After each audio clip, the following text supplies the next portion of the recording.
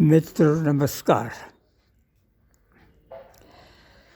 आज मैं इस वीडियो के तहत जो सबसे महत्वपूर्ण रहस्य प्रकट करना चाहता हूँ, उसको सुनकर के आपको आश्चर्य तो हो गई कि जिन्ना ने हिंदुओं के साथ रहना पसंद नहीं किया और उसे मजहब टूल बना करके, चूँकि उसे सत्ता प्राप्त करना थी और सत्ता के जरिए उसे संपत्ति यानी एक पूरा क्षेत्र जिसे आज पाकिस्तान कहते हैं,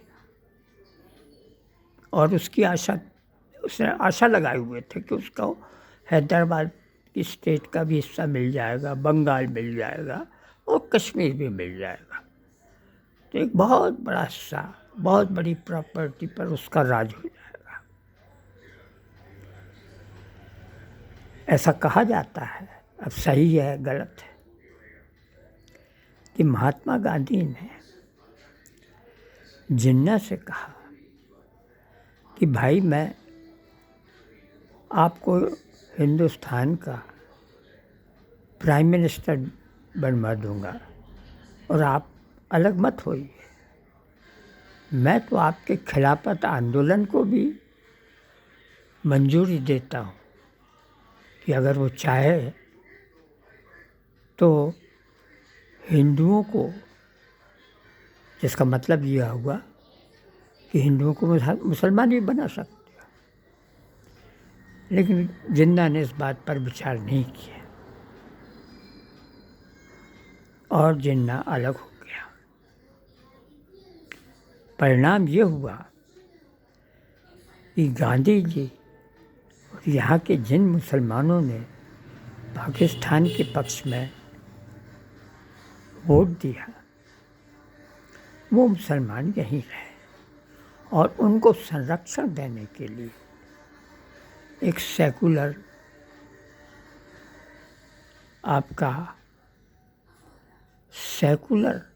यानी जिसमें किसी भी प्रकार का धार्मिक मतभेद ना हो, तो इस तरह का संविधान देश को दे दिया। और इसके बावजूद भी जब सेकुलर बन गया देश,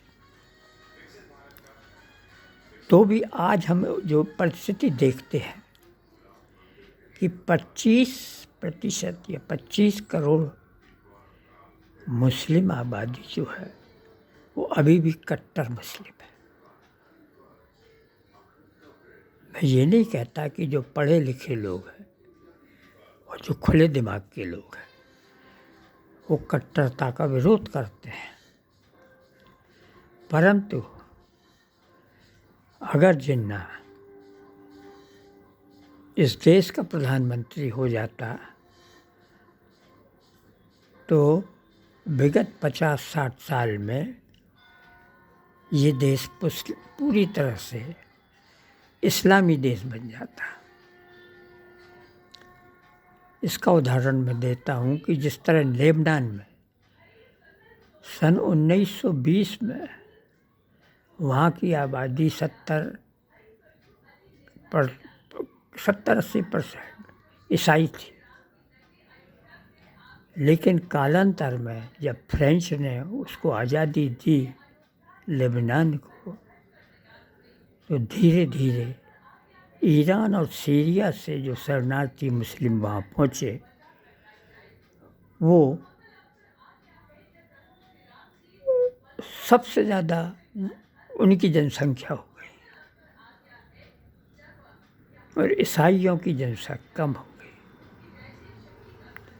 और आज भी लेबनान में हिजबुल्लाह मुसलमानों का ही आधिपत्य है और वहाँ का जो प्रेसिडेंट भले ही ईसाई हो, प्रधानमंत्री मुस्लिम शिया हो, सुन्नी होगा, और विधानसभा वहाँ का जो संसद है उसका अध्यक्ष शिया होगा। इस तरह सत्ता के ऊपर अधिकार वहाँ पर किया गया है। लेकिन मूल बात यह है कि वो देश आज भी इस्लामी देश बन चुका है। तो अगर जिन्ना यहाँ रह जाता तो निश्चित ही ये देश इस्लामी देश हो जाता। अब मैं दूसरे मुद्दे पर आता हूँ कि इंसान धर्म को ही टूल बनाता है, किसके लिए? संपत्ति प्राप्त करने के लिए। या अगर आदर्शवादी कोई व्यक्ति हो, जैसे महाभारत में पांडव थे, उनका कोई धर्म से मतलब नहीं था, बल्कि उन्होंने संपत्ति के लिए सिर्फ 5 गांवों का दुर्योधन से 5 गांव मांगे ताकि वो गुजर बसर के लिए वो संपत्ति उनके लिए काफ़ी थी। लेकिन कोई भी आदमी 1 इंच भी संपत्ति किसी को नहीं देना चाहता, और इसी पर सारा संसार के झगड़े होते हैं, युद्ध होते हैं। आज भी हम देख रहे हैं कि अमेरिका के ट्रंप महोदय सिर्फ अपनी संपत्ति बढ़ाने के लिए क्रिप्टो करेंसी का व्यापार कर रहे हैं,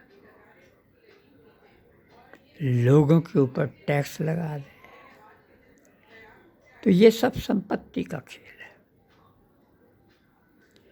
अब हाँ, आप सबसे अधिक धर्म को, भाषा को और क्षेत्रीयता के मुद्दे को लेकर के संपत्ति ग्रहण करते हैं, और जब संपत्ति मिल जाती है तो उसके बाद फिर अंदरूनी झगड़े शुरू हो जाते हैं संपत्ति पर। जैसे पाकिस्तान में बलूचिस्तान और खैबर पख्तूनख्वा और पंजाब और सिंध, ये सब अपनी संपत्ति के मामले में अलग अलग से अपने दावे ठोकते हैं। तो इस संसार का जो सबसे बड़ा ध्येय, संपत्ति प्राप्त करो ज़्यादा से ज़्यादा, और उसी पर युद्ध होते हैं। दूसरा उदाहरण मैं ये दूंगा कि जंगली जानवरों में शेर सबसे ताकतवर होता है, और जब वो किसी हर्बीवोरस जानवर को मार के खाता है तो वो जानवर उसकी संपत्ति होती है, और उस पर भी लड़ाई झगड़े होते हैं। तो सारी लड़ाइयों की जड़ आपकी क्या है? संपत्ति। और ये क्रम संपत्ति के झगड़े क्यों होते हैं? इसलिए होते हैं कि व्यक्ति को अपना एग्जिस्टेंस कायम रखना पड़ता है। यदि आपके पास ज़्यादा ज़मीन होगी, ज़्यादा संपत्ति होगी, तो आपको ज़्यादा धन प्राप्त होगा उससे, और आप दूसरों को अपने अधीन रख करके उनको या तो गुलाम बनाएंगे या उनसे अपना काम कराएंगे। आज दुनिया में जो रेगिस्तान कहलाता था वह तो सबसे बड़ी संपत्ति उगल रहा है, वह तो सोना उगल रहा है। और दुनिया का सबसे धनाढ्य अगर कोई देश है तो वो सऊदी अरब है। लेकिन वहाँ के लोग उस धरती माता को प्रणाम नहीं करते हैं, जबकि हिंदुस्तान में जिस ज़मीन पर हम फसल उगाते हैं और जिससे हमारा जीवन चलता है, जिसके ऊपर हमारा जीवन आधारित है, हम उसे प्रणाम करते हैं।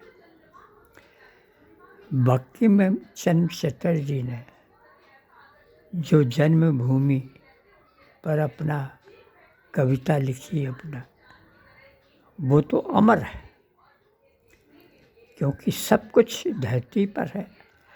धरती से ही हम पैदा हुए हैं। धरती का जो एटम है उसी में वो सब मेल और फीमेल आपके जेंडर्स हैं, और उन्हीं से लाखों करोड़ों वर्ष में जीवों की जड़ और चेतन की उत्पत्ति हुई है। और जब वो उत्पत्ति होती है जीवों की, तो वो अपने एग्जिस्टेंस के लिए संपत्ति प्राप्त करना चाहते हैं, जिससे कि उनका एग्जिस्टेंस कायम रहे। तो इस पर युद्ध होते हैं और ये क्रम जारी रहता है। तो इस वीडियो में मैंने अभी आपको संक्षिप्त में ये कहा कि आपका जो धर्म है वो तो केवल एक टूल है। इसके पीछे संपत्ति प्राप्त करना क्यों करना? क्योंकि उससे आपका एग्जिस्टेंस, आपका जीवन कायम रहे, और ये क्रम चलता रहता है। तो दोस्तों, दुनिया में जो कुछ आज हो रहा है वो सिर्फ और सिर्फ संपत्ति के लिए, जो व्यापार धंधे जो कुछ भी हो रहा है वो सब संपत्ति प्राप्त करने के लिए, और जो युद्ध हो रहे हैं वो भी संपत्ति प्राप्त करने के लिए होते हैं। ये मेरा अपना विचार है, आप उससे सहमत हों या ना हो, ये आपका अधिकार है। नमस्कार, धन्यवाद। और इस वीडियो को अगर आप सब्सक्राइब करते हैं, बेल आइकन दबाते हैं, और जहाँ से आप इसे सुन या देख रहे हैं उसका नाम और समय लिखते हैं, उसके लिए भी मैं आपको धन्यवाद दूंगा। और मैं आगे भी आपको बहुत से तथ्य उजागर करूंगा जो आपके लिए हितकारी होंगे।